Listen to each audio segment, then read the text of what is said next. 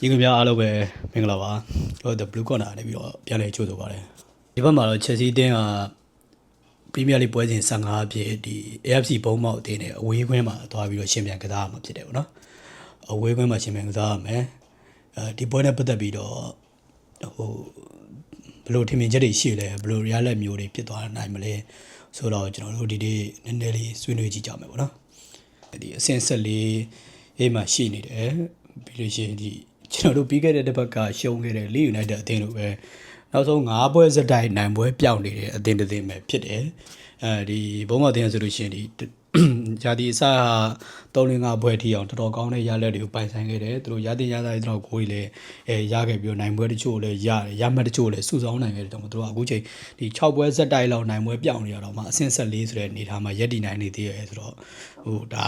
ဘယ်လိုပဲဖြစ်ဖြစ်ရှော့တော့လို့မရတဲ့အသင်းတစ်သင်းထဲမှာပါတယ်လို့ပြောလို့ရတယ်သူတို့ဘုံဘော်အသင်းမှာဆိုလို့ရှိရင်ပေါ့နော် Chelsea အသင်းရဲ့ကစားသမားဟောင်းဒီကိုသမား Petrovic ရှိမယ်ပြီးတဲ့ခါကျလို့ရှိရင်ဒီဘဲတောင်မှာပေါ့နော်ကျွန်တော်ဒသရီဟာမီတဲ့ကစားသမားတစ်ယောက်ရှိတယ်ဒီအန်တိုနီစီမီယိုပေါ့သူကဒီ Premier League 73ပွဲမှာ6ဂိုးသွင်းပြီးတော့3ဂိုးထိအစ်စ်လုပ်ထားတဲ့တောင်မှကစားသမားဘုံမောက်လို့အသင်းမျိုးမှာဒီလိုဟိုဟာတစ်ခုပိုင်ဆိုင်ထားတယ်ပေါ့နော်ဟိုဘယ်လိုပြောတောင်မှကစားသမားတယောက်ပိုင်ဆိုင်ထားတယ်တောင်မှကစားသမားတယောက်ကဒီလောက်လုံးပြထားနိုင်တယ်ဆိုတော့ကဒါ Chelsea ကစားသမားတွေအနေနဲ့ရော Chelsea ပြည်သက်တွေအနေနဲ့ရောသတိထားရမယ်ကစားသမားဒါမဲ့တစ်ခုရှိတာပေါ့နော်ဒီဘုံမောက်အသင်းနိုင်ပွဲတွေပျောက်နေတာနဲ့တပြိုင်နက်သူလည်းဂိုးပေါက်ပျောက်နေတာတော့မြင်ရတယ်ကျွန်တော်တို့ဒီ5-6ပွဲမှာပေါ့နော်တခုတော့ရှိတယ်ဒါမဲ့သူကဘဲတောင်မှာတော်တော်လေးဟိုခြေစွာပြီးတော့ဒီဘုံမောက်အသင်းဒီရာသီအစားဒီနိုင်ပွဲတွေရတော့သူ့ရဲ့ဂိုးတွေအစ်စ်တွေကဒါဟိုအဓိကကြားခဲ့တယ်လို့ပြောလို့ရတယ်ပေါ့နော်ထားပါဒီရာသီဟိုဘုံမောက်အသင်းကတော့ရာသီညတောက်တဲ့ဂိုးတွေလည်းရတယ်ပေးထိုက်တဲ့ဂိုးတွေလည်းပေးရတယ်ပေါ့နော်ဟိုဘယ်လိုပြောရမလဲသူတင်ကိုတင်ပဲဟိုဖွင့်ပြီးတော့ဆော့တက်တဲ့အသင်းလို့ပြောလို့ရတယ်အခုလည်းသူတို့ကအိမ်ဝင်းဖြစ်တဲ့အတွက်ကြောင့်မလို့ Chelsea အသင်းကိုတော့ Chelsea အသင်းမကလို့ဘာကြီးပဲဖြစ်နေမင်းတို့မှကမ္ဘာချန်ပီယံမကလို့ဟိုဘာလာကဘာပဲရောက်နေဘာလို့ပဲဖြစ်ဖြစ်ဟိုအိမ်ဝင်းမှာဖြစ်တဲ့အတွက်ကြောင့်မို့အိမ်ဝင်းအားနဲ့ဟိုအတက်နိုင်ဆုံးတော့သူတို့ကဒုက္ခပေးဖို့လည်းပြင်ဆင်လာမယ်ဝင်းနေမှာတလက်တီကလည်းဟိုစိတ်အားထက်သန်စွာနဲ့ပေါ့နော်ရှေ့မှာ Leeds United ကလည်း Chelsea ကိုနိုင်ပြတယ်ဒီမှာစိတ်အားထက်သန်စွာနဲ့သူတို့ကတော့ကစားမယ်9ပွဲ6ပွဲဆက်တိုက်ကိုဟိုပျောက်ထားတဲ့နိုင်ပွဲပျောက်ထားတဲ့ဒီသူတို့ရဲ့မှတ်တမ်းကိုလည်းသူတို့က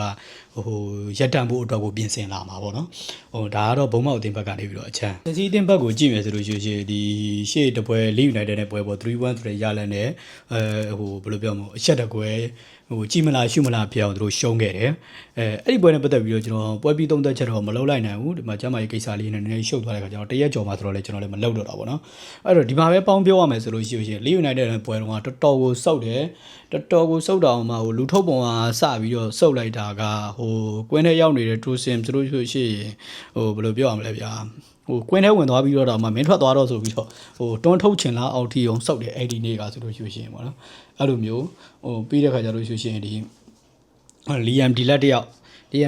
ာက်ကတော်တော်လေးကိုစောက်တယ်ကျွန်တော်တို့က Jackson ကိုအမားတွေများတယ်ဟိုအမားတွေများတယ်ဆိုတော့ဝင်းသွင်းဝင်ထိုက်တဲ့ဂိုးတွေကိုမဝင်တာတို့အဲ့လိုမျိုးပြဟိုသူတခါလေကြာလို့ရှိရင် record တွေထိတာကိုစိတ်မထိမ့်မဲနဲ့အဲ့လိုမျိုးတွေကြောက်လို့ဒါလေးရင် Jackson ကိုဟိုနဲ့မဖြစ်ချင်ကြပင်မဲ့ဟိုဝိုင်းဆဲခဲ့ကြပင်မဲ့ဒါပေမဲ့ Jackson ကရတင်ရထိုက်တဲ့ဂိုးတွေကိုလည်းရသလိုဟိုတခါလေကြာလို့ရှိရင်ဟိုဘယ်လိုပြောရမလဲတခါလေးမှမဟုတ်ပါဘူးဂျက်ဆင်ပါလာတဲ့ပွဲတွေဆိုလို့ရှိရင်ကိုပါမာနဲ့ဆိုလို့ရှိရင်တော်တော်လေးအချိတ်ဆက်မိပြီးတော့အသင်းရဲ့ကစားပုံကတော်တော်လေးကောင်းခဲ့တော့ကျွန်တော်ပြီးခဲ့တဲ့တရားတီလုံးမြင်ခဲ့ရပြီးသွားပြီဟို DMD လက်ကကြတော့အဲ့လိုမဟုတ်ဘူးသူကိုယ်တိုင်လည်းညံ့တယ်ဟိုတူတဲ့ကစားပွဲကိုပြီးလို့ရှိရင်ဟိုဘယ်လိုပြောရမလ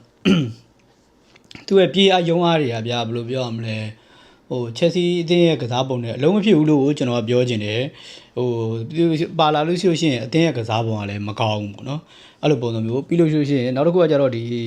ီဟို Chelsea တင်းနဲ့ record ရဲ့ပြဿနာ record တွေထိတယ်ပြီးလို့ရှိရင်ဒါအတင်းအတွက်နင်းနာတယ်ပေါ့ဥမာအခု Caisiro ဆိုလို့ရှိရင် Caisiro မပါတဲ့ပွဲတွေဆိုလို့ရှိရင် Chelsea တင်းက25%လောက်ပဲအနိုင်ရတာကိုတွေ့ရတယ်ကျန်တာတွေကရှုံးရင်ရှုံးမရှုံးလို့ရှိရင်တည်ဟိုကျွန်တော်တို့တင်းကအမြဲတမ်းဒီဟိုကန်ဒီတို့ဘာလို့သိရမလားရှေ့ဆက်ဟိုကွင်းလေကိုအားပြုပြီးတော့တစ်ဖက်အတင်းရဲ့ကစားပုံကွင်းလေကနေပြီးတော့စီးပြီးတော့ဟိုဖြတ်အားလောက်အားနှုံးနေတဲ့ကစားတတ်တဲ့အသင်းမျိုး Caisiro မပါတာနဲ့တပြိုင်နက်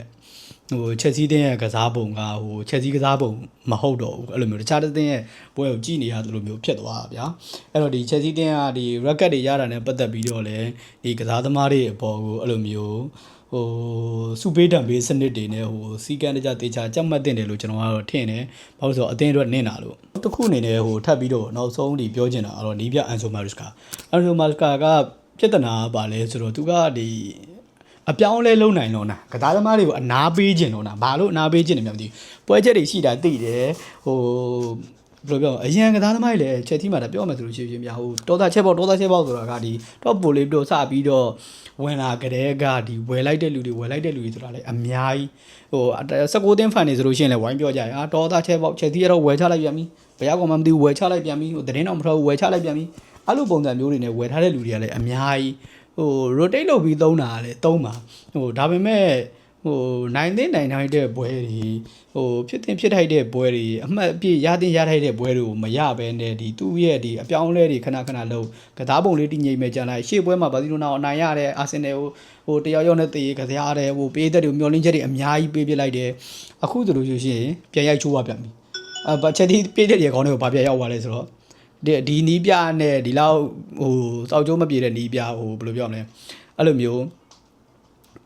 ပောက်ကရလှုပ်တက်တိတ်ပြီးထထဖောက်တဲ့နီးပြနဲ့ကတော့ဒီ Premier League တိုက်တဲ့ကိုမမှန်းနဲ့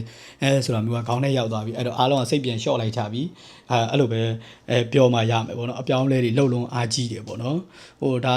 အခုဆိုလို့ရှိရင်လည်းဘုံမောက်ဆိုလို့ရှိရင်လည်းတော်တော်အားနေတဲ့အထင်ဒီနေ့ပွဲမှာလည်းကိုလည်းကစားနိုင်နေပြီပြီးလို့ရှိရင်ကိုယ့်ဘက်မှာရှိရတဲ့အတွက်ကြောင့်မလို့ကျွန်တော်ကတော့ကို match guru ဒါမှမဟုတ်ကျွန်တော်ကတော့ဒီဂျာဗတ်ထိုကျွန်တော်ကတော့အထောင်တိုက်စစ်မှာထားစီခြင်းနဲ့လီယမ်ဒီလက်ကတော့တော်တော်လေးကိုအဆင်မပြေဘူးအဲ့ဒါကြောင့်မလို့ပြီးတဲ့ခါကျလို့ရှိရင်ဒီနီးပြအနေနဲ့လည်းပောက်ကရမလုပ်ဖို့လိုတယ်ဗျာပောက်ကရမလုပ်ဖို့မျိုးလဲဆိုတော့ဖိုဖာနာရှိတယ်patient 6 ရှိတယ်အဲ့ဒီနှစ်ယောက်ကအထိုင်မှာCB မှာတော်တော်လေးကိုအဆင်ပြေနေတာပေါ့နော်အဲ့ဒီအထိုင်ကြီးကိုဖြတ်ပြီးတော့နေ့ကဆိုလို့ရှိရင် CB 3ယောက်နဲ့ပွဲထွက်လာတယ် patient 6ကိုပြရ